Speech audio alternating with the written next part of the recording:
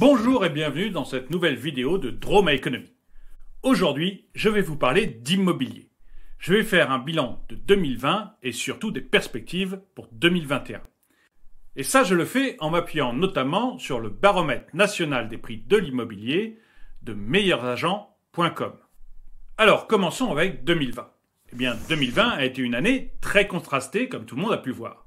Le début d'année a été fantastique, un début en fanfare, et puis un arrêt total au moment du premier confinement, une reprise à la sortie du confinement, et puis un nouvel arrêt avec le second confinement. Mais malgré tout, l'année reste bonne.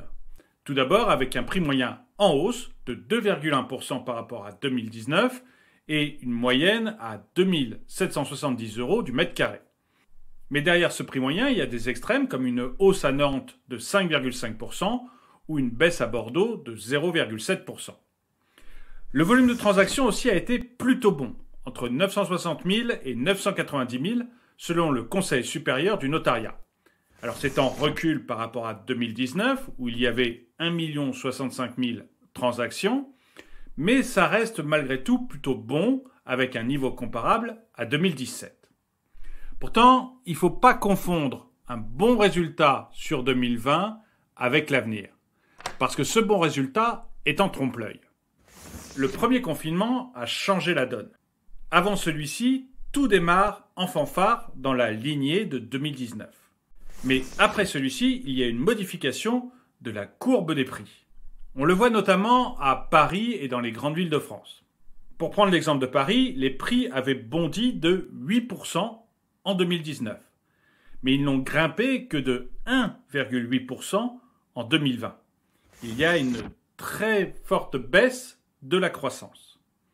De même, sur les grandes métropoles, vous avez une augmentation de 2,6% alors qu'elle était de 5,2% en 2019. Et ça nous prépare à 2021. 2021 risque d'être une année plus compliquée encore que 2020. D'abord parce que l'immobilier ne sortira pas indemne de la crise sanitaire qui nous préoccupe. Et d'ailleurs, depuis septembre, on voit qu'il y a une inflexion de la courbe des prix, comme je vous l'ai déjà dit. Alors, selon Thomas Lefebvre, qui est le directeur scientifique de Meilleurs Agents, depuis plusieurs mois, on est entré dans une phase de stabilisation des prix. Mais il ne devrait pas y avoir non plus d'effondrement des prix, grâce notamment au maintien de la confiance des ménages et aux taux d'emprunt qui sont exceptionnellement bas. En fait, c'est ça, les deux piliers qui soutiendront l'immobilier en 2021. La confiance des ménages et les taux d'emprunt qui restent très bas.